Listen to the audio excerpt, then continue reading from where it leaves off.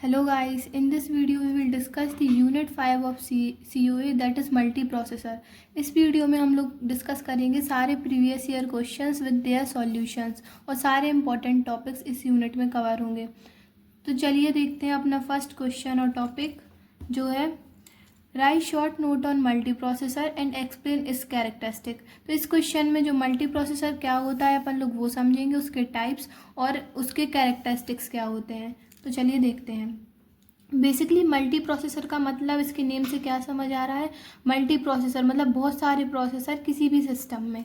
A multi processor system is a computer system that use 2 और मोर processor, और वो processor क्या है अपने सेंट्रल प्रोसेसिंग यूनिट। तो एक ऐसा प्रोसेसर जिसमें बहुत सारे प्रोसेसर अटैच्ड हैं एक कंप्यूटर में, which work together in a tightly coupled manner to perform task simultaneously. और ये जो प्रोसेसर है वो एक ही कंप्यूटर में अटैच है, एक ही सिस्टम में अटैच है। तो वो कैसे हैं, टाइटली कपल्ड है एक दूसरे से, और वो परफॉर्म कर रहे हैं साइमल्टेनियसली टास्क, मतलब 2 या 2 से 3 टास्क साथ में परफॉर्म कर रहे हैं multi processors. Then in the multi processor all processor share the same main memory. जो मल्टी प्रोसेसर है इसमें जो प्रोसेसर्स हैं वो सेम, मतलब हर एक प्रोसेसर जो सारे प्रोसेसर का कॉम्बिनेशन है वो सेम मेमोरी को यूज़ कर रहे हैं कोई भी टास्क परफॉर्म करने के लिए। And input output devices and communicate with each other through a common बस और इंटरकनेक्शन नेटवर्क। और वो इनपुट आउटपुट डिवाइसेस भी सारे सेम यूज़ कर रहे हैं, मींस कीबोर्ड और माउस तो वो एक ही यूज़ कर रहे हैं जो अपने इनपुट डिवाइसेस, और वो आउटपुट काय पे शो कर रहे हैं, मॉनिटर में।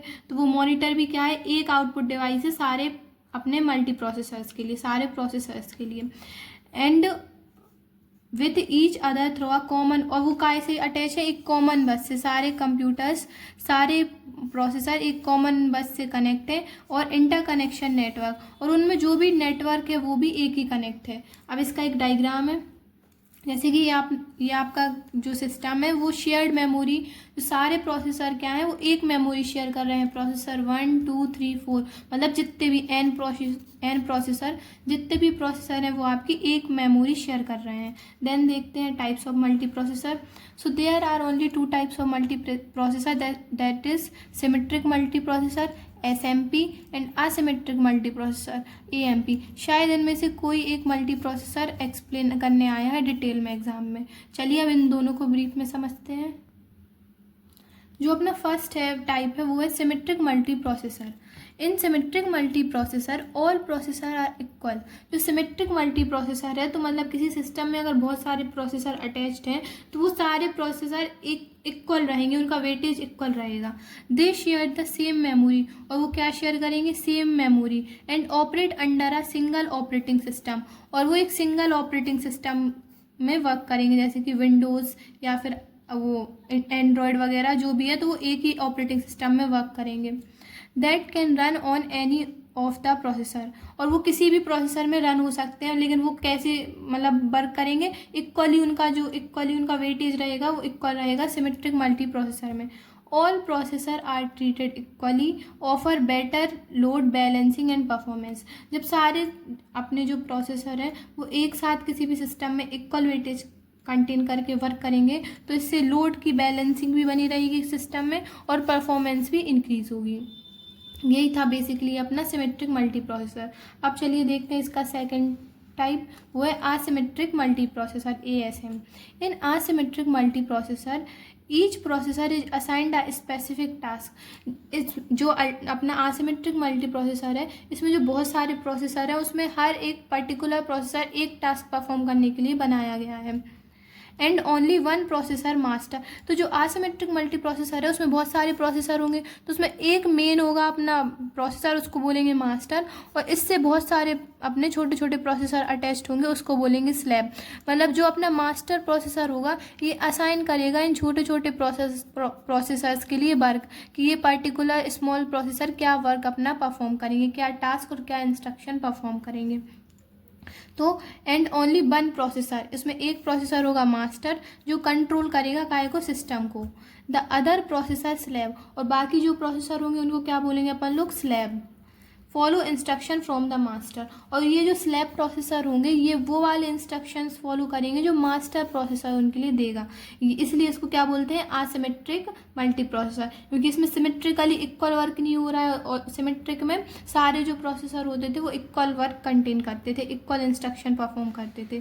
Then one master processor control the system, एक मास्टर प्रोसेसर पूरे सिस्टम को कंट्रोल करेगा, कंप्यूटर सिस्टम को। Then other slave processor perform assign task only, और जो स्लैब प्रोसेसर होंगे वो टास्क परफॉर्म करेंगे जो मास्टर प्रोसेसर उनके लिए असाइन करेगा। Then the operating system run only the master slave, जो अपना सिमेट्रिक मल्टी प्रोसेसर था उसमें हर प्रोसेसर में ऑपरेटिंग सिस्टम वर्क कर रहा था, लेकिन जो अपना असिमेट्रिक मल्टी प्रोसेसर है उसमें से मास्टर जो अपना प्रोसेसर है उसमें ऑपरेटिंग सिस्टम रन करेगा और स्लैब प्रोसेसर में नहीं करेगा। जो ये अपना मल्टी प्रोसेसर अपन यूज़ करते हैं बेसिकली काय में यूज़ कर सकते हैं, जैसे वेदर फॉरकास्टिंग में, वहाँ पे बहुत सारे सिस्टम्स की नीड पड़ती है, तो अलग अलग सिस्टम्स की जगह एक सिस्टम में बहुत सारे प्रोसेसर कंटेन करके वर्क होता है। अब चलिए देखते हैं इसकी characteristics of multi processor. It contain of 2 और मोर प्रोसेसर, जो मल्टी प्रोसेसर है वो कंटेन करते हैं एक से ज़्यादा प्रोसेसर को, मतलब 2 से ज़्यादा प्रोसेसर को कंटेन करते हैं multi processor. Processor share the same memory and input output facilities, इसमें जो प्रोसेसर रहता है वो सेम मेमोरी को शेयर करता है वर्क इंस्ट्रक्शन को एग्जीक्यूट करने के लिए, और इनपुट आउटपुट फैसिलिटीज़ भी सारे प्रोसेसर के लिए सेम रहती है, मतलब एक सिस्टम में एक कीबोर्ड, एक माउस एंड एक monitor. Then increase throughput means होता है बहुत सारा वर्क एक कम टाइम में एग्जीक्यूट होना। देखते हैं, increase throughput means more task can be done at the same time, बहुत सारे टास्क अपने डन होंगे सेम टाइम में। जैसे कि पैरेलल प्रोसेसिंग मीन्स साथ में प्रोसेस कर रहे हैं, तो प्रोसेस तो बहुत सारी हो रही लेकिन वो कैसी हो रही, साथ में एक साथ सारी प्रोसेसिंग, लेकिन टाइम तो सब में 1 यूनिट लग रहा है ना, प्रोसेस बहुत ज़्यादा हो रही, तो इससे अपना वर्क क्या हो रहा है, ज़्यादा हो रहा है और अपना टाइम कंज्यूम हो रहा, विच इंक्रीज ओवरऑल परफॉर्मेंस। और जब अपन लोग मल्टी प्रोसेसर का यूज़ करेंगे किसी भी सिस्टम में तो ये क्या इंक्रीज करेगा, overall performance of the system. अब इसकी नेक्स्ट कैरेक्टरिस्टिक, इम्प्रूव्ड रिलायबिलिटी, ये क्या इम्प्रूव करता है, रिलायबिलिटी। मान लीजिए आप किसी सिस्टम पे वर्क कर रहे हैं और अगर आपका प्रोसेसर उस टास्क को करते टाइम फेल हो जाता है तो आपका वर्क करने की कंडीशन भी फेल हो जाएगी। लेकिन आप मल्टी प्रोसेसर अगर किसी सिस्टम में यूज़ कर रहे हैं तो अगर आप वो वर्क कर रहे हैं तो उस मल्टी प्रोसेसर मतलब बहुत सारे प्रोसेसर, अगर कोई पर्टिकुलर प्रोसेसर अगर फेल होता है तो दूसरा प्रोसेसर उस टास्क को रन करेगा और आपका वर्क क्या रहेगा, continue.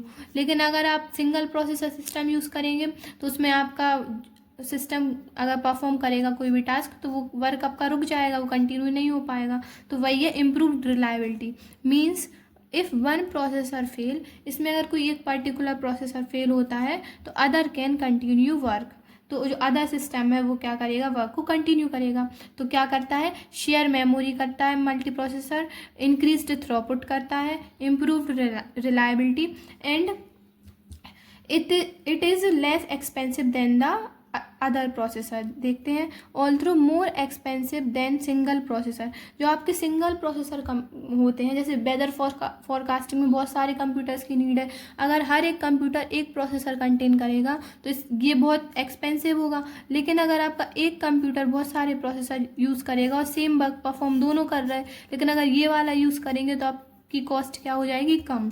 It is cost effective, तो मतलब जो मल्टी प्रोसेसर अगर अपन यूज़ करेंगे तो अपनी कॉस्ट भी कम लगेगी। फॉर हाई परफॉर्मेंस कंप्यूटिंग, अब मिलेगी तो दोनों में अपन को सेम परफॉर्मेंस, लेकिन अगर ये वाली अपन परफॉर्म करेंगे, यूज़ करेंगे मल्टी प्रोसेसर को, तो आपकी परफॉर्मेंस भी बेटर होगी कंप्यूटिंग की, कंप्यूटेशंस की, कैलकुलेशंस की, इंस्ट्रक्शन परफॉर्म करने की, और आपकी कॉस्ट भी अफेक्ट होगी। तो बेसिकली यही था कैरेक्टरिस्टिक्स ऑफ मल्टी प्रोसेसर में। अब चलिए देखते हैं नेक्स्ट टॉपिक। तो अपना नेक्स्ट टॉपिक है इंटर प्रोसेसर कम्युनिकेशन। एग्जाम में आता है right short note on inter processor communication. इसके बाद है अपन लोग पढ़ेंगे इंटर प्रोसेसर आर्बिट्रेशन और सिंक्रोनाइजेशन। ये तीनों टॉपिक बहुत इंपॉर्टेंट है, तो पहले पढ़ेंगे अपन लोग inter processor communication. Inter processor communication IPC refers to the exchange of data, signals और control information between multi processor. तो बेसिकली इंटर प्रोसेसर कम्युनिकेशन क्या करता है, ये एक्सचेंज करता है डाटा को, किसी भी सिग्नल को या फिर किसी भी कंट्रोल इन्फॉर्मेशन इंस्ट्रक्शन को बिटवीन द मल्टी प्रोसेसर, जो अपन लोग मल्टी प्रोसेसर यूज़ करेंगे किसी भी कंप्यूटर सिस्टम में। In a multi processor system मतलब कोई भी ऐसा कंप्यूटर सिस्टम जिसमें बहुत सारे मल्टी प्रोसेसर अटैच्ड होंगे। Then it is very essential so that processor can coordinate, cooperate and share resource effectively। ये बहुत essential है कि किस चीज़ के लिए essential है, कंप्यूटर सिस्टम में कोऑर्डिनेशन क्रिएट करने के लिए, कॉपरेट कर मतलब हर एक प्रोसेसर एक दूसरे के साथ कॉपरेट कर सके, एंड शेयर रिसोर्स इफेक्टिवली, और वो जो रिसोर्स कंप्यूटर मतलब मल्टी प्रोसेसर कम्युनिकेशन में शेयर होंगी प्रोसेसर में, वो बहुत इफेक्टिवली रिसोर्स शेयर हो सकें। अब समझेंगे सिंपल वर्ड में what is exactly the inter processor communication. In simple words, when multiple processor work together, एक ऐसा प्रोसेसर जिसमें मल्टीपल प्रोसेसर वर्क मतलब साथ में वर्क करेंगे, तो उनको नीड क्या पड़ेगी, एक दूसरे से टॉक करने की, कम्युनिकेट करने की। When multiple processor work together they need to talk to each other. This talking और communication is basically called inter processor communication. और इसी कम्युनिकेशन और आपस में डाटा शेयर करने को अपन लोग क्या बोलेंगे, इंटर प्रोसेसर कम्युनिकेशन। अब देखेंगे inter processor communication is need for, basically need क्या है इंटर प्रोसेसर कम्युनिकेशन की एक मल्टी प्रोसेसर सिस्टम में। तो it's help to coordinate task among processor, ये हेल्प करता है या फिर कोऑर्डिनेट करता है टास्क को बहुत सारे प्रोसेसर्स में, मल्टी प्रोसेसर्स में। मतलब जो मल्टी प्रोसेसर में अपन टास्क परफॉर्म करेंगे तो आपस में कैसे कोऑर्डिनेट होंगे, बेसिकली ये वो बताएगा। टू शेयर मेमोरी और डाटा, और ये हेल्प काय में करता है, इसकी ज़रूरत कहाँ पड़ती है, डाटा को शेयर करने में among the various types of processors. Then to ensure consistency shared memory और डाटा, और ये कंसिस्टेंसी मेंटेन करके रखता है अपने सिस्टम में कि वो किस प्रकार से डाटा शेयर कर रहे हैं और मेमोरी शेयर कर रहे हैं। Then to divide and balance workload. अब जब मल्टी प्रोसेसर अपन बहुत किसी सिस्टम में मल्टी प्रोसेसर यूज़ करेंगे तो उनमें जो कम्युनिकेशन अगर अपन इंटर प्रोसेस करेंगे उसमें, तो उसमें जो अपना वर्कलोड है वो भी बैलेंस रहेगा और डिवाइड रहेगा। मतलब हर अपने इंडिविजुअल मल्टी प्रोसेसर में जो वर्कलोड है वो डिवाइड हो जाएगा और बैलेंस रहेगा अपना क्या, वर्कलोड। देन देखेंगे टाइप्स और मेथड्स, या फिर एग्जाम में आएगा explain the methods of inter processor या explain the types, also explain the types of inter processor communication. तो ये बेसिकली बहुत सारे टाइप्स के होते हैं, लेकिन अपन को अभी स्पेसिफिक COA में पढ़ने हैं इसके दो टाइप, वो है shared memory and message passing. अब चलिए इनको देखते हैं डीप में। देन अपना फर्स्ट क्या है, shared memory. All processor access a common memory area. जो मल्टी प्रोसेसर में अगर शेयर मेमोरी है, मतलब इसका एक टाइप है शेयर मेमोरी, अगर वो परफॉर्म हो रहा है तो जो सारे प्रोसेसर हैं वो एक्सेस करेंगे कॉमन मेमोरी को, टास्क को इम्प्लीमेंट करने के लिए क्या शेयर करेंगे, एक सारे प्रोसेसर एक्सेस कर सकते हैं कॉमन मेमोरी एरिया, जिसमें आपका बेसिक जो टास्क है वो कंप्यूटर में परफॉर्म होगा। Then data is exchanged by reading writing to shared memory. अब किसी भी सिस्टम में जो डाटा एक्सचेंज होगा वो किस मेथड में एक्सचेंज होगा, या फिर रीड करके या फिर राइट करके। देन देखेंगे मैसेज पासिंग का बेसिकली मतलब क्या है, मैसेज को पास करना। Then processor send and receive message to communicate. जो आपका इंटर प्रोसेसर कम्युनिकेशन है वो मैसेज को सेंड करता है एंड प्रोसेस करता है और इसे रिसीव करता है। Then no need for shared memory. जो अपनी मैसेज पासिंग है इसमें कोई ज़रूरत नहीं पड़ती है काहे की शेयर्ड मेमोरी की, क्योंकि इसमें अपन मेमोरी शेयर नहीं कर रहे, इसमें अपन मैसेज को सेंड कर रहा है देन रिसीव कर रहा है। जैसे कि आप वर्ल्ड वाइड वेब पे किसी से चैटिंग करेंगे तो आप यहाँ से अपने मैसेज पास कर रहे हैं, सामने वाला आपको मैसेज पास कर रहा। Then safer and distributed system. और जो मैसेज पासिंग है ये काय में सेफ है, डिस्ट्रीब्यूटिंग सिस्टम में सबसे ज़्यादा सेफ होती है मैसेज पासिंग, वो भी काय की इंटर प्रोसेसर कम्युनिकेशन की। अभी ये बेसिक स्ट्रक्चर या फिर डायग्राम आप अगर एग्जाम में चाहते हैं आपके अच्छे मार्क्स आएँ तो आप ये वाला डायग्राम एग्जाम में बना सकते हैं। इसमें बेसिकली 5 कंपोनेंट हैं, पिप्स, फीपो, first in first out, share memory, message passing, direct communication, किसी से डायरेक्ट कम्युनिकेशन भी इसमें इंक्लूड है, देन इनडायरेक्ट कम्युनिकेशन। तो ये रहा अपना IPC। अब अपन लोग पढ़ेंगे एक नेक्स्ट टॉपिक। देन अपना नेक्स्ट टॉपिक है इंटर प्रोसेसर सिंक्रोनाइजेशन। एग्जाम में आता है इंटर प्रोसेसर कम्युनिकेशन और उसके साथ इंटर प्रोसेसर सिंक्रोनाइजेशन भी आता है, तो अपन लोग समझेंगे इसे। Synchronization is an essential part of the inter processor communication. जो इंटर प्रोसेसर सिंक्रोनाइजेशन है ये काय का पार्ट है, बहुत ज़्यादा इंपॉर्टेंट और एसेंशियल इंटर प्रोसेसर कम्युनिकेशन का। It refers to a case where the data use to communicate between processor is control information. ये ऐसे केस को रेफर करता है जिसमें जो डाटा कम्युनिकेट करता है प्रोसेसर को वो किस फॉर्म में होता है, वो होता है कंट्रोल इन्फॉर्मेशन के फॉर्म में। Then it is either given by the inter processor control mechanism और handled by the communicating processor.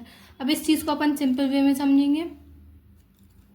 When two or more processor work together, जब किसी भी मल्टी प्रोसेसर में दो या दो से ज़्यादा प्रोसेसर यूज़ होते हैं किसी भी सिस्टम में, they must be synchronized. Synchronized means होता है दो या दो से ज़्यादा प्रोसेस जब साथ में वर्क करें सिंक्रोन किसी भी सिस्टम में, तो वो उनमें कोई क्रैश नहीं होना चाहिए। इसी का मतलब क्या होता है, synchronized. Properly to avoid conflict, error और डाटा करप्शन। मतलब अपन सिंक्रोनाइज्ड इंटर प्रोसेसर सिंक्रोनाइज को इसलिए यूज़ करते हैं मल्टी प्रोसेसिंग में, क्योंकि मल्टी प्रोसेसिंग में जो प्रोसेस होंगी वो बहुत मतलब साथ में होंगी बहुत सारी प्रोसेस, तो वो प्रोसेस एक दूसरी मतलब एक प्रोसेस दूसरी प्रोसेस को क्रैश ना कर दे, उनमें कोई एरर ना आ जाए, किसी भी डाटा को करप्ट ना कर दे, इसलिए यूज़ होता है अपना क्या, inter processor synchronisation.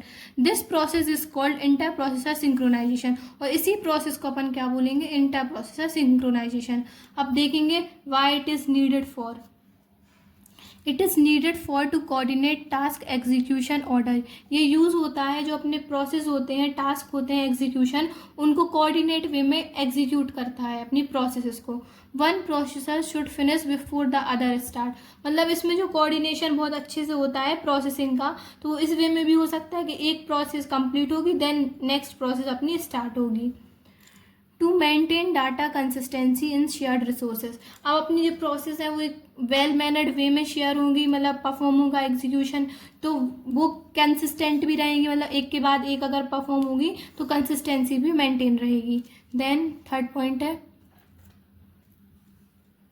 To avoid race condition, deadlock and data conflict. तो ये यूज़ होता है काय के लिए, रेस कंडीशन, मतलब बहुत सारी प्रोसेस जब साथ में वर्क करती हैं तो उसमें रेस क्रिएट ना हो। देन डेडलॉक, कोई भी प्रोसेस आपस में फंसे ना, डाटा कॉन्फ्लिक्ट ना हो।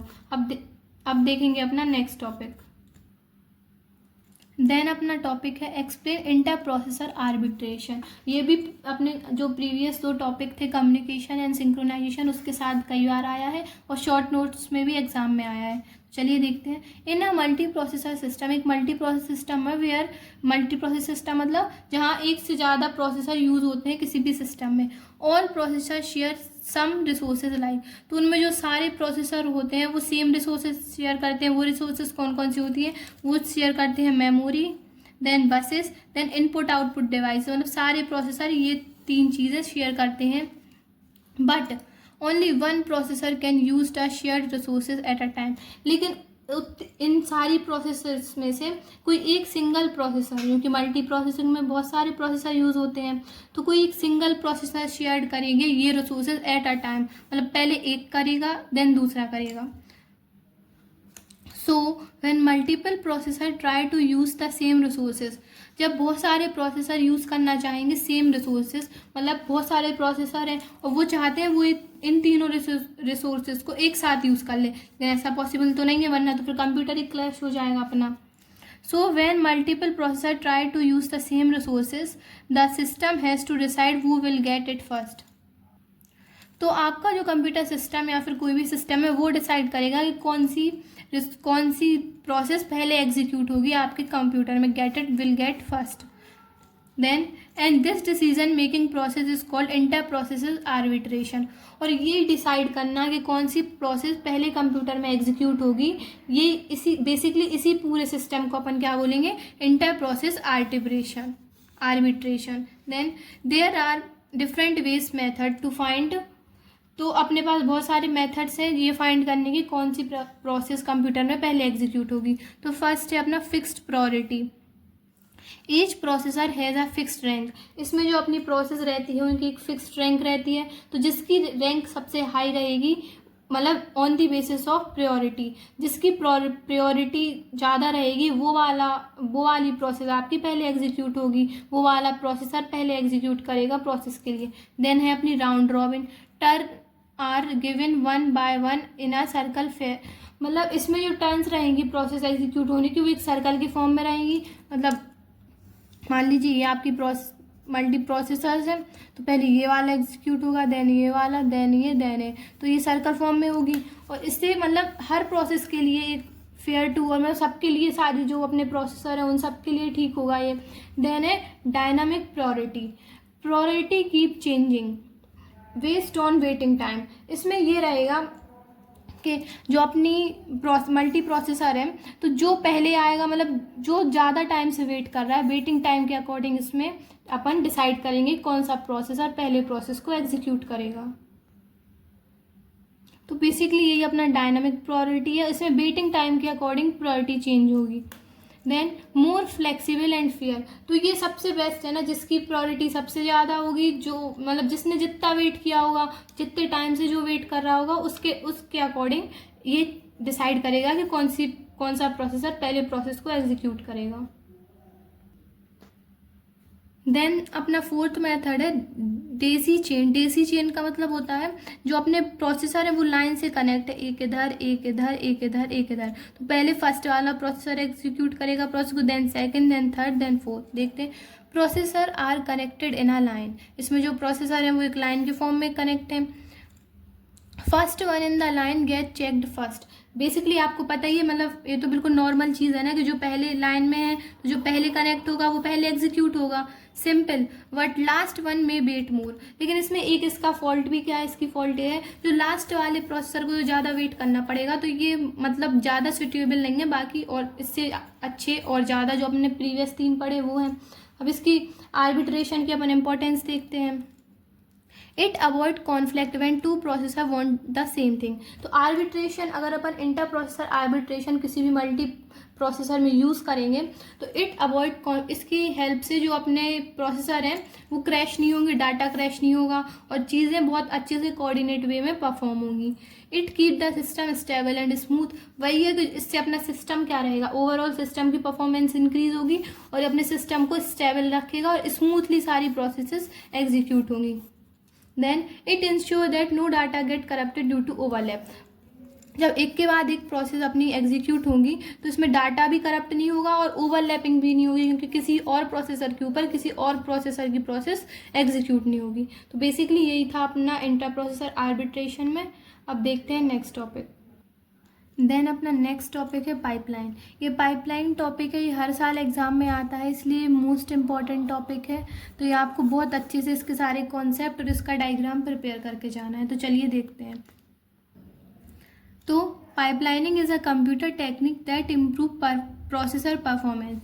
ये पाइपलाइनिंग जो है वो यूज़ करते हैं अपन लोग कंप्यूटर सिस्टम में इम्प्रूव करने के लिए performance of the processor, performance of central processing unit by breaking down instruction processing into smaller sequential step.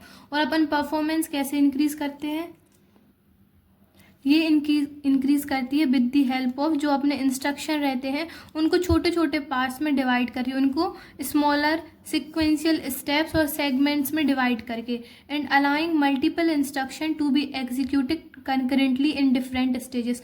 मतलब जो अपन लोगों ने जो इंस्ट्रक्शन को छोटे छोटे पार्ट्स में डिवाइड किया उनको अपन सिक्वेंशियल वे में अरेंज करेंगे, then line by line concurrently वो इंस्ट्रक्शन अपने एग्जीक्यूट होंगे। It is also the hardware arrangement of elements of CPU। ये क्या है, हार्डवेयर अरेंजमेंट है सेंट्रल प्रोसेसिंग यूनिट की, मतलब जो हार्डवेयर अरेंजमेंट ऑफ मतलब CPU के जो हार्डवेयर एलिमेंट्स हैं उनकी अरेंजमेंट है, such that it increase overall performance. और अगर अपन बहुत जो अपने इंस्ट्रक्शन है उनको छोटे छोटे पार्ट में डिवाइड करेंगे, देन उनको साथ में एग्जीक्यूट करेंगे, तो इससे अपना टाइम भी कंज्यूम होगा और अपनी CPU भी ज़्यादा से ज़्यादा इंस्ट्रक्शन परफॉर्म कर पाएगा। तो ये क्या है, इंक्रीज करता है सेंट्रल प्रोसेसिंग यूनिट की overall performance. In this execution of the more than one instruction can take place simultaneously. इसमें जो अपन इंस्ट्रक्शन को छोटे छोटे स्टेजेस में डिवाइड करते हैं तो वो इंस्ट्रक्शन एग्जीक्यूट होते हैं साथ में, मतलब साइमल्टेनियसली इंस्ट्रक्शन अपने परफॉर्म होते हैं, एग्जीक्यूट होते हैं। Then in execution multiple instruction are overlapped on to each other. अब इसमें जो अपने स्टेजेस हैं जिसमें अपने इंस्ट्रक्शंस या फिर डाटा कंटेन करा है, जब वो परफॉर्म होते हैं तो एक दूसरे के ऊपर ओवरलैप होते हैं। पाइपलाइन इज डिवाइडेड इनटू 2 और मोर देन 2 स्टेजेस। जो पाइपलाइन होती है उसको अपन 2 या मोर देन 2 स्टेजेस पे डिवाइड करते हैं। These stages are connected with one another, और वो स्टेजेस एक दूसरे से कनेक्ट रहती हैं ऐसे through a pipe like structure. जी अपने जो पाइप लाइक स्ट्रक्चर है इनसे वो स्टेज, मतलब जी अपनी बेसिकली स्टेजेस हैं, और ये कैसी स्टेजेस हैं, पाइप लाइक, मतलब पाइप, इसलिए इसका नेम क्या है, पाइपलाइन, और इन्हीं को अपन क्या बोलते हैं, pipeline. Another through a pipe like structure, एक दूसरे से रहती हैं connected. Then in this instruction enter from one end, मतलब इसमें जो इंस्ट्रक्शन एंटर होता है वो एक एंड पे एंटर होता है and exit from the another and, and दूसरे एंड पे एग्जिट होता है। जैसे कि ये डायग्राम देखिए आप, इसमें ये अपने क्या है, स्टेजेस, जो अपन ने इंस्ट्रक्शन को छोटे स्मॉल स्मॉल स्टेजेस या फिर सेगमेंट्स में डिवाइड किया था, तो अपनी S1 S2 S3 and SN, मतलब जितने नंबर ऑफ स्टेजेस आपको डिवाइड करनी है उतनी स्टेजेस है। देन जिस स्टेजेस क्या अपने अंदर कंसीडर करती हैं, इंक्लूड करती हैं, वो करती हैं, कंटेन करती हैं डाटा को या फिर इंस्ट्रक्शन को, जिन इंस्ट्रक्शन को एग्जीक्यूट होना है। देन इनके साथ साथ एक एक रजिस्टर भी अटैच होता है। ये रजिस्टर इनके डाटा को क्या करता है, होल्ड, क्योंकि रजिस्टर का काम क्या होता है, किसी भी डाटा को होल्ड करना। पाइपलाइन इंक्रीज ओवरऑल थ्रूपुट, और पाइपलाइन क्या करता है, ये इंक्रीज करता है ओवरऑल थ्रूपुट। थ्रूपुट का मतलब होता है बहुत सारे इंस्ट्रक्शन को साथ में परफॉर्म करना, जिससे आपका टाइम भी कंज्यूम ना हो ज़्यादा से ज़्यादा। Perform multiple instruction at a same time, बहुत सारे इंस्ट्रक्शन को सेम टाइम पे परफॉर्म करना। देन जी अपना डायग्राम है, इसमें अपन ने बहुत सारे सेगमेंट्स अटैच किए हैं। यहाँ से अपना एक एंड से डाटा इन होता है, फिर अपने नेक्स्ट एंड से अपना डाटा आउट हो रहा है, और ये काय से कनेक्ट रहते हैं, सब कुछ कंट्रोल यूनिट से। और हर एक स्टेज के पास अपना इंडिविजुअल रजिस्टर होता है जो उसके एड्रेस को या उसके डाटा को होल्ड स्टोर करके रखता है टेम्पररी। देन देखते हैं, A pipeline is seen as a collection of processing segment through which binary information flow। जैसे कंप्यूटर में तो जो इन्फॉर्मेशन या डाटा फ्लो होता है वो 0-1 के फॉर्म में फ्लो होता है, तो इन सेगमेंट से भी जो डाटा फ्लो होगा वो कैसा डाटा फ्लो होगा, बाइनरी डाटा फ्लो होगा। तो पाइपलाइन एक कलेक्शन है काय का, सेगमेंट्स का, बहुत सारी सेगमेंट्स का कलेक्शन है बेसिकली पाइपलाइन, और इनके अंदर से क्या फ्लो होता है, अपना बाइनरी डाटा और इन्फॉर्मेशन, विच बाइनरी इन्फॉर्मेशन फ्लो। इसमें से जो इन्फॉर्मेशन फ्लो होती है वो होती है अपनी binary. Then and these segments are connected to the control unit and central processing unit register. और जो अपने ये सेगमेंट्स रहते हैं ये कनेक्ट रहते हैं काय से, कंट्रोल यूनिट से और CPU रजिस्टर से। जैसा कि डायग्राम में देखते हैं अपन, इसमें इन सेगमेंट से क्या कनेक्ट है, एक अपना कंट्रोल यूनिट कनेक्ट है, देन अपना रजिस्टर कनेक्ट है। और ये बेसिकली अपना लाइनिंग का पूरा कॉन्सेप्ट था, एग्जाम में आएगा आपको, explain the concepts of pipeline with the help of diagram. तो आपको बेसिकली यही बना के आना है। और जैसे कि पाइपलाइन के एडवांटेज क्या है, ये ओवरऑल जो अपना कंप्यूटर सिस्टम है, इसकी जो अपना कंप्यूटर का CPU है, इसकी प्रोसेस को, परफॉर्मेंस को, प्रोसेस को इंक्रीज करता है, और ये इंक्रीज करता है थ्रूपुट को, बहुत सारे इंस्ट्रक्शन सेम टाइम पे परफॉर्म हो। अब देखते हैं अपना नेक्स्ट टॉपिक। देन जो अपना टॉपिक है वो है लेआउट ऑफ पाइपलाइन इंस्ट्रक्शन। इसमें जो इंस्ट्रक्शन साइकिल अपन लोगों ने पढ़ी थी उसके जो कंपोनेंट्स थे, फैच, डिकोड, एग्जीक्यूट, तो बेसिकली वही कंपोनेंट्स अपने पाइपलाइन इंस्ट्रक्शन में होंगे। In instruction pipelining, a single instruction is divided into multiple stages। जो अपनी इंस्ट्रक्शन पाइपलाइन है उसमें एक सिंगल स्ट्रक्चर बहुत सारे, जो एक सिंगल इंस्ट्रक्शन है वो बहुत सारे स्टेजेस में डिवाइड रहेगा। Then each instruction are passes through the series of stage. इसमें हर एक पर्टिकुलर इंस्ट्रक्शन एक सीरीज ऑफ स्टेज, मतलब एक बहुत सारे स्टेजेस की जो सीरीज रहेगी उसमें से पास होगा। This sequence is called pipeline layout, और इसी सीक्वेंस को अपन लोग क्या बोलते हैं, pipeline layout. In this there are six main segment given below. जो अपनी लेआउट ऑफ पाइपलाइन इंस्ट्रक्शन है, इसमें बेसिकली कितने सेगमेंट्स रहेंगे? 6 सेगमेंट्स। तो चलिए उन्हें देखते हैं।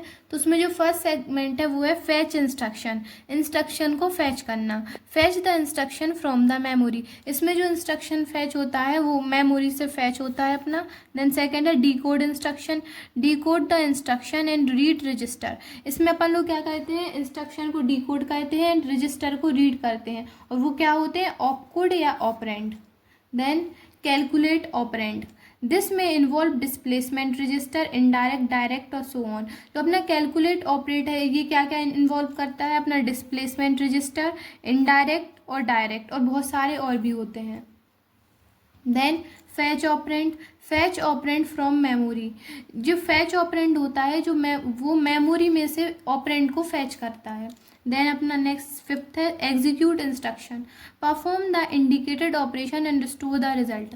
जो अपने एग्जीक्यूट इंस्ट्रक्शन होता है ये अपने जो पहले जो अपने इंस्ट्रक्शन को डिकोड किया उसको परफॉर्म करता है, उस ऑपरेशन को परफॉर्म करता है, और जो उसका रिजल्ट आता है उसको काय में स्टोर करता है? मेमोरी में।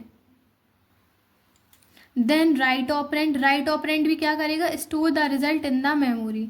और ये अपनी बेसिकली जो लेआउट है उसकी पाइपलाइन इंस्ट्रक्शन का अपना डायग्राम है, फ्लो चार्ट डायग्राम।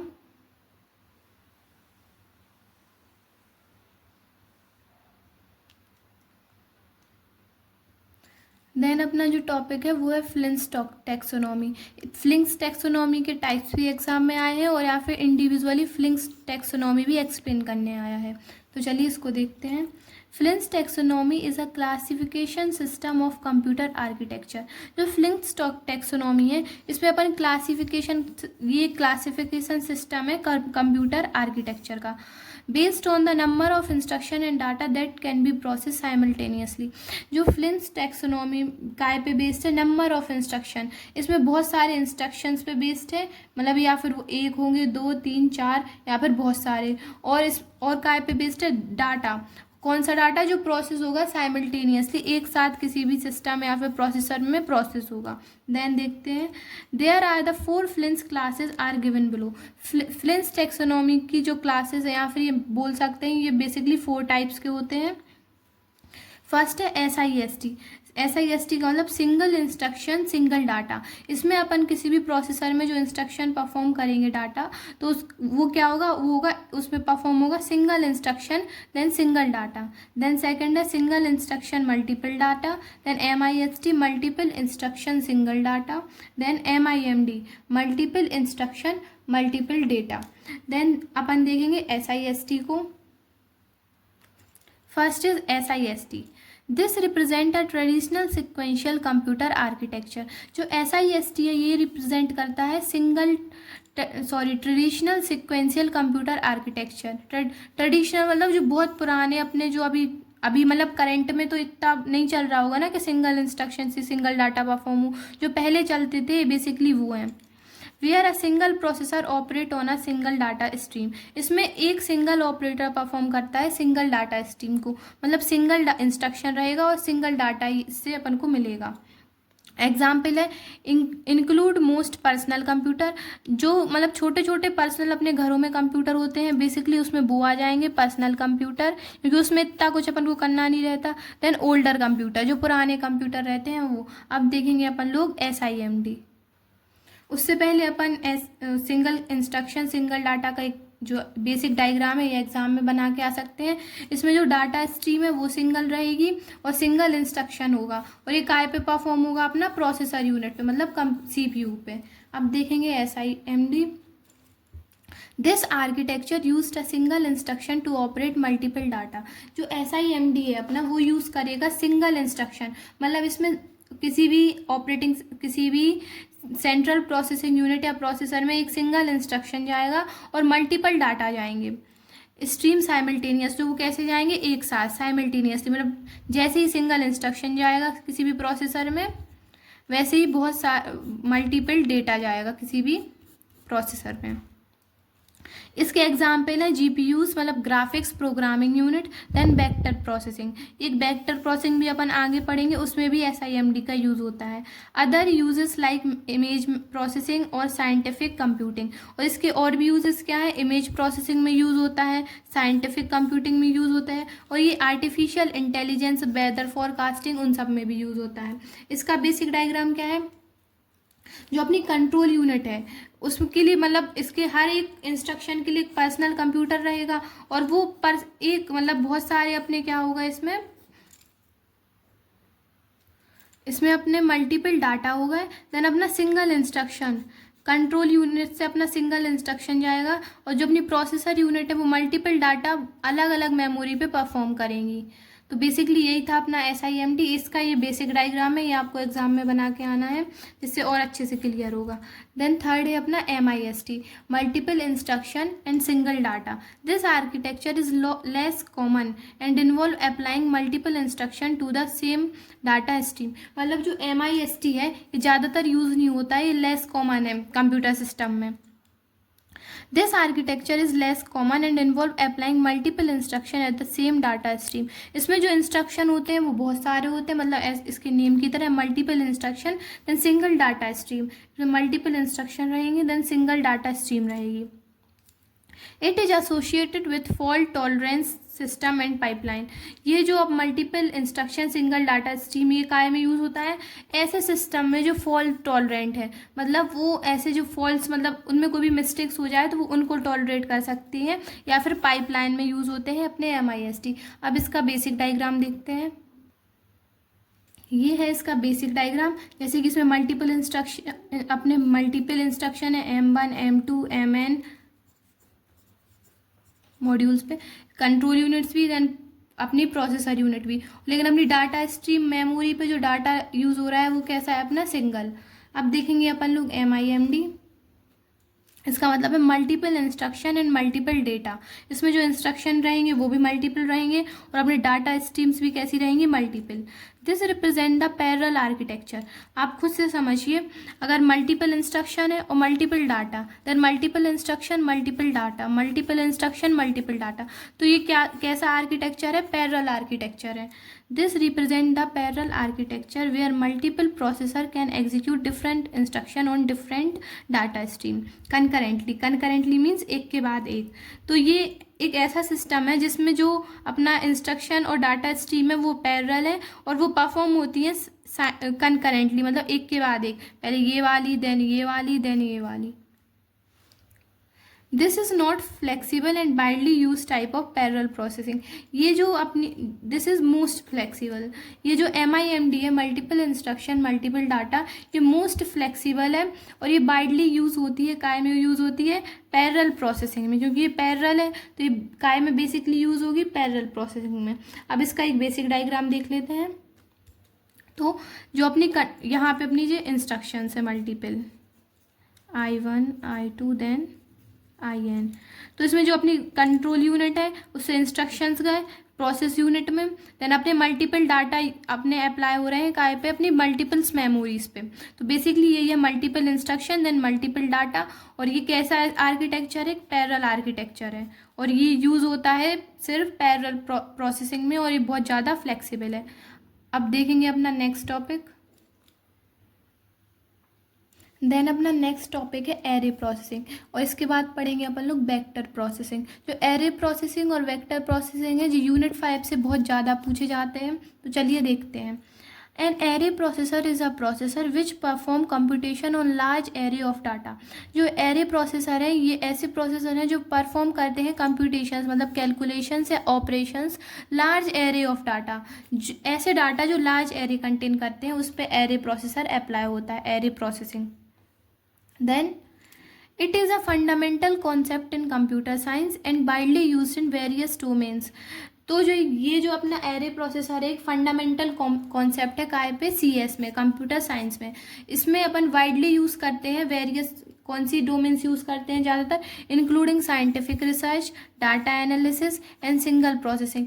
क्योंकि इसमें लार्ज नंबर ऑफ डाटा और एरे यूज़ हो रहा है, तो ये basically large number of computational problem पे यूज़ होगा। जैसे साइंटिफिक रिसर्च रहती है, उसमें large number of data use होता है, डाटा एनालिसिस और single processing. Then it is a part of parallel processing. और जो अपनी एरे प्रोसेसिंग है, ये काय का पार्ट है? पैरेलल प्रोसेसिंग में। इसमें भी जो अपना इंस्ट्रक्शन या फिर कंप्यूटेशनल प्रॉब्लम सॉल्व होंगी वो पैरेलल प्रोसेसिंग के फॉर्म में होगी, where many task are done together to same time.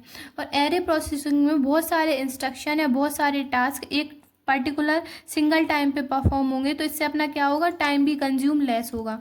तो ये बेसिकली क्या सेव करेगा? टाइम सेव करेगा। देन नेक्स्ट है array processing is attach to a general purpose computer. जो एरे प्रोसेसर है वो काय में ज़्यादातर अटैच रहते हैं? अपने जनरल पर्पस कंप्यूटर रहते हैं उसमें। It is in special numerical computation operation it is improve the performance of the host computer. अगर कोई ऐसा कंप्यूटर है जिसमें कंप्यूटेशंस बहुत हाई होनी है, बहुत न्यूमेरिकल्स हैं, ऑपरेशंस बहुत हाई होनी है, तो ऐसे कंप्यूटर्स रहेंगे, उनकी परफॉर्मेंस को हाई करेगी। मतलब होस्ट कंप्यूटर जो एरे प्रोसेसर है, अगर अपन इसे किसी कंप्यूटर में अटैच कर देंगे तो उसकी प्रोसेसिंग स्पीड बहुत ज़्यादा हाई हो जाएगी। तो बेसिकली एरे प्रोसेसिंग ओवरऑल जो अपना कंप्यूटर सिस्टम है उसकी परफॉर्मेंस को, उसकी कंप्यूटेशनल स्पीड को हाई करता है। Then types of array processing, attached array processing and SIMD array processing. Basically array processing 2 types की होती है। SIMD अपन पढ़ चुके थे, सिंगल इंस्ट्रक्शन मल्टीपल डाटा। तो जो अपना single instruction multiple data array processor है, and array SIMD array processor is a processor which has a single instruction and multiple data organization। ये एक ऐसी ऑर्गेनाइजेशन है जहाँ पे सिंगल इंस्ट्रक्शन और मल्टीपल डाटा एरे यूज़ होता है। तो बेसिकली यही था एरे प्रोसेसिंग में। अब देखेंगे अपन लोग वेक्टर प्रोसेसिंग। देन अपना नेक्स्ट टॉपिक है वो है वेक्टर प्रोसेसिंग। एरे प्रोसेसिंग और वेक्टर प्रोसेसिंग दोनों ही एग्जाम में बहुत अच्छे से आए हैं, तो चलिए इसको समझते हैं। Vector processing involve performing the same operation on multiple data elements. तो ये बेसिकली परफॉर्म करता है सेम ऑपरेशन को मल्टीपल डाटा एलिमेंट्स के लिए साइमल्टेनियसली, मतलब एक के बाद एक या फिर एक साथ बहुत सारे, यूजिंग सिंगल इंस्ट्रक्शन। और ये यूज़ करता है ऑपरेशन को परफॉर्म करने के लिए एक सिंगल इंस्ट्रक्शन। मतलब एक सिंगल इंस्ट्रक्शन अपन किसी कंप्यूटर को देंगे तो वो उससे सेम ऑपरेशंस बार बार करेगा, वो भी मल्टीपल डाटा एलिमेंट्स पे साइमल्टेनियसली। देन इसको with the help of theory समझते हैं। There is a class of computational problem which are beyond the capabilities of the conventional problem।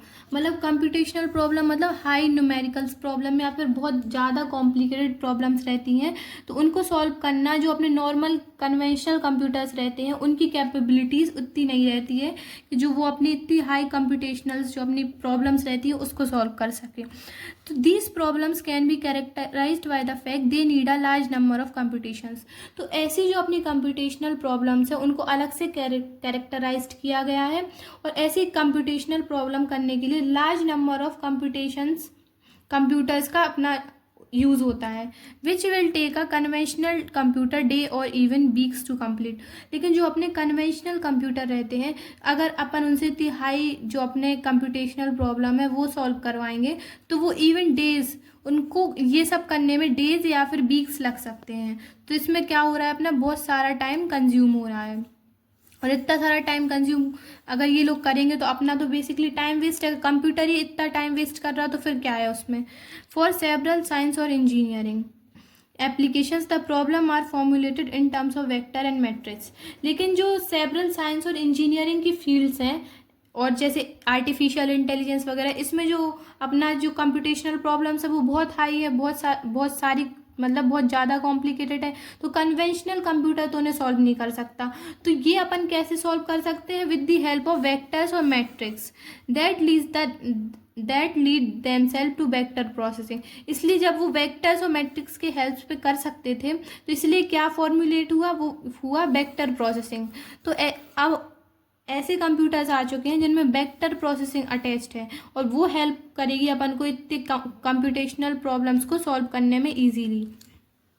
Computer with vector processing are in demand. मतलब जो अपना आज का समय है उसमें जो कंप्यूटर्स आते हैं उसमें वेक्टर प्रोसेसिंग का सिस्टम अटैच रहता है, जिससे कोई भी इंसान वो जो अपने पर्टिकुलर जो कंप्यूटेशनल प्रॉब्लम्स हैं, हाई न्यूमेरिकल्स प्रॉब्लम्स हैं, इंजीनियरिंग प्रॉब्लम्स हैं, वो सॉल्व कर सके।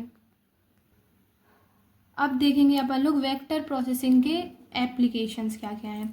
The following are the representative applications area in which vector processing is used. ये कुछ ऐसे एरियाज हैं जहाँ पे वेक्टर प्रोसेसिंग वाले कंप्यूटर्स यूज़ होते हैं। वो कौन कौन सी हैं? Petroleum exploration, medical diagnosis, artificial intelligent and expert system, image processing करने के लिए भी यूज़ होता है। लॉन्ग रेंज वेदर फॉरकास्टिंग, जो महीनों महीनों की वेदर फॉरकास्टिंग है उसमें भी अपनी वेक्टर प्रोसेसिंग वाले कंप्यूटर यूज़ होते हैं। Aerodynamics and space flight simulation, तो इसमें भी बेसिकली ये यूज़ होते हैं। देन अपना नेक्स्ट टॉपिक है RISC एंड CISC। ये हर बार एग्ज़ाम में आता है और ये मोस्ट इम्पॉर्टेंट टॉपिक है। ये आपको बिल्कुल पढ़ के ही जाना है। आप ऐसा समझ सकते हैं जो आपका COA का एग्ज़ाम है 29 को, उसमें जो मतलब 99% चांसेस हैं इसके एग्ज़ाम में आने के। चलिए देखते हैं RISC। तो RISC का मतलब होता है reduce instruction set computer. RISC मतलब इसमें जो इंस्ट्रक्शन रहेंगे वो बहुत कम रहेंगे किसी भी ऑपरेशन को परफॉर्म करने के लिए कंप्यूटर में। A number of computer designers recommend that computer employed fewer instruction with simple construction।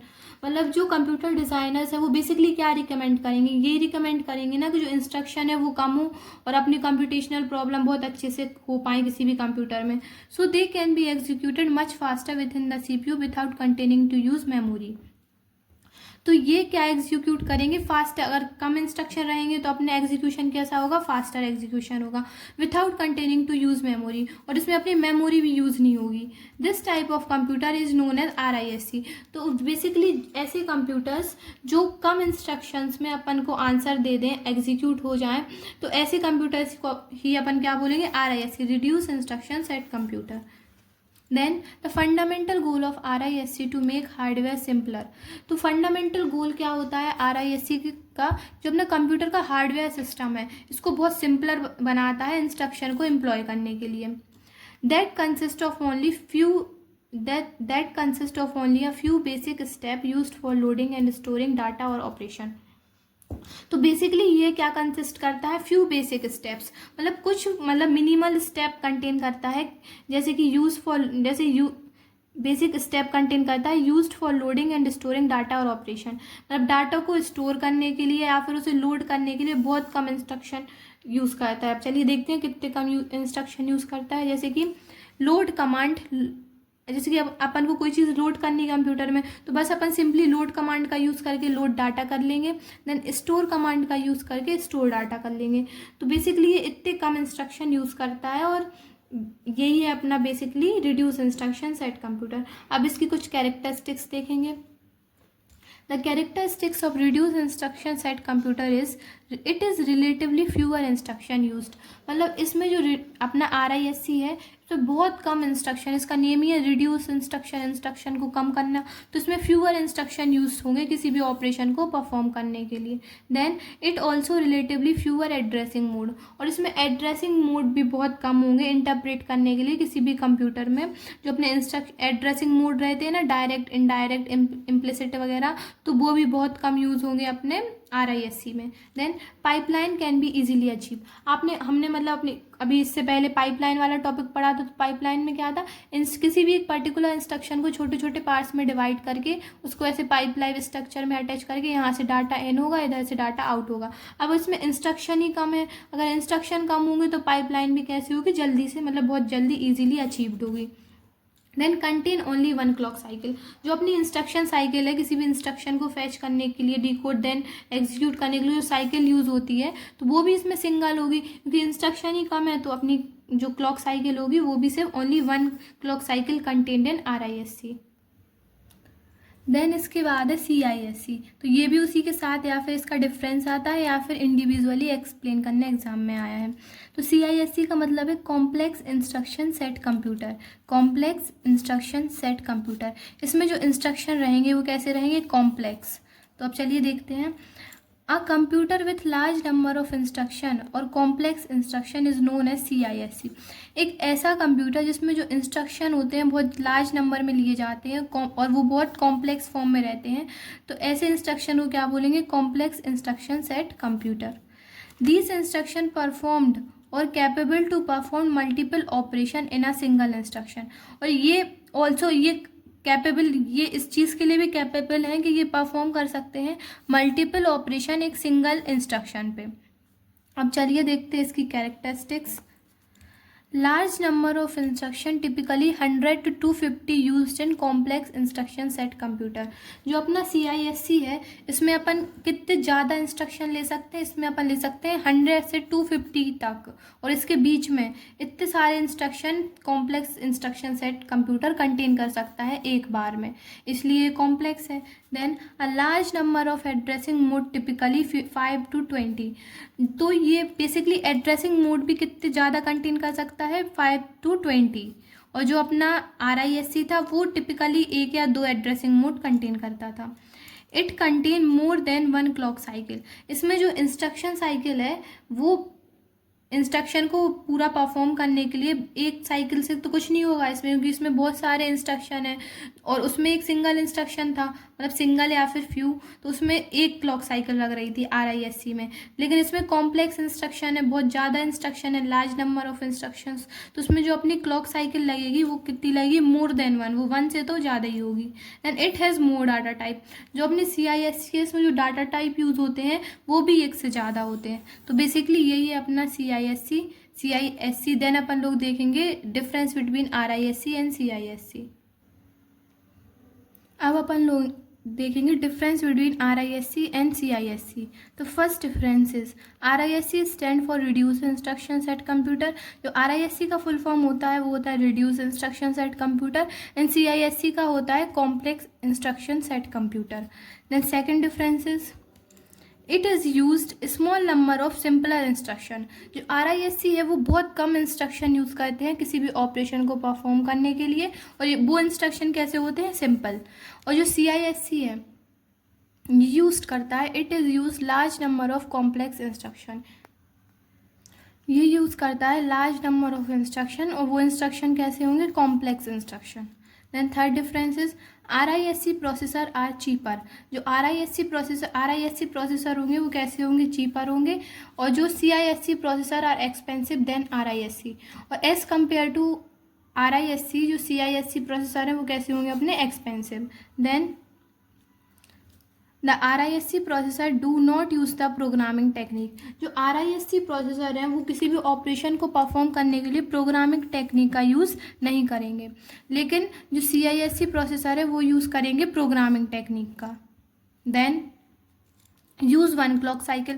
जो RISC को इंस्ट्रक्शन को फैच करने के लिए 1 क्लॉक साइकिल लगती है, और CISC में लगती है more than 1 clock cycle. Then अपना RISC processor are DFCS alpha 21064, 21164 and 21264 processor. ये कुछ प्रोसेसर के नेम हैं जो RISC में यूज्ड होते हैं। Then CISC processor are Sun's SPARC and ultra SPARC and power PC processor etcetera.